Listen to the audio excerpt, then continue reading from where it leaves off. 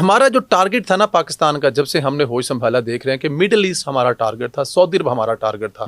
اب بھی ہمارا ٹارگٹ وہ ہے، یا اب ہم دنیا کی طرف دیکھ رہے ہیں؟ یورپ ہے، لاطین امریکہ ہے، کینیڈا، امریکہ، آسٹریلیا.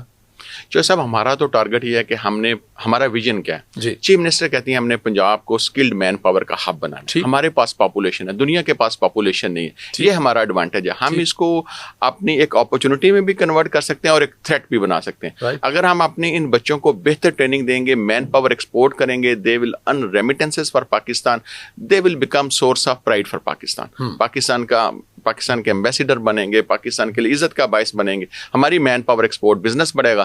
لیکن اگر یہ بچے نہیں، اگر یہ ہم کریں گے ٹرین، تو یہ بے روزگار بنیں گے، یہ ریلیجیس ایکسٹریمزم کا حصہ بنیں گے، یہ فرسٹریٹڈ ہوں گے، یہ کرائم میں جائیں گے، یہ بوجھ بنیں گے. تو ہمارا ٹارگٹ ہے پوری دنیا. لیکن اب